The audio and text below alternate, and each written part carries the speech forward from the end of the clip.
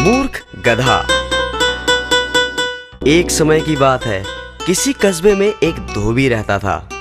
एक रात जब वह सो रहा था,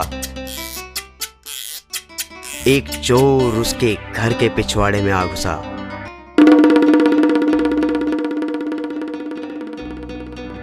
धोबी का एक कुत्ता और एक गधा वहां एक खूंटे के साथ बंधे हुए थे। चोर को देखकर गधा कुत्ते से बोला, कुत्ते भाई, देखो चोर घर में घुस आया है और तुम भौंक नहीं रहे हो। क्या ये तुम्हारा फर्ज नहीं कि तुम भौंक कर मालिक को जगाओ? यदि तुम ऐसा नहीं करोगे तो चोर चुपचाप चोरी करके यहाँ से रफू चक्कर हो जाएगा। बात तो तुम्हारी ठीक है, परंतु तुम तो जानते ही हो मैं दिन रात मालिक के घर की चौकीदारी करता हूँ और तुम भी कोई कम काम नहीं करते, परंतु हमें मिलता ही क्या है? हमें ढंग से पूरा भोजन तक नहीं दिया जाता। ये बात तो तुम ठीक कह रहे हो, परंतु कुछ नहीं। मैंने तो सोच लिया है, मैं आज नहीं भौंकूंगा। मालिक को जब तक हानि नहीं होगी तब तक वो मेरी कदर नहीं करेगा।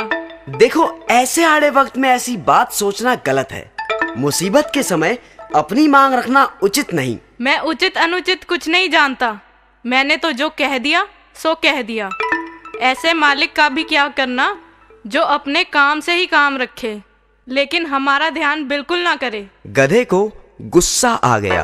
ओए मतलब परस्त, तू अपने फर्ज में कोताही कर सकता है, परंतु मैं तेरी तरह कमीना नहीं। लगता है मुझे ही कुछ करना पड़ेगा। और गधा जोर जोर से रैंकने लगा।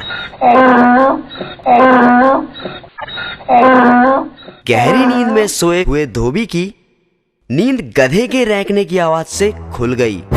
वो गुस्से से बिस्तर से उठा और जाकर लाठी से गधे को जोर जोर से पीटने लगा।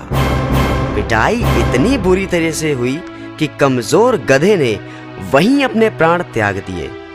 तो बच्चों, समझे कुछ?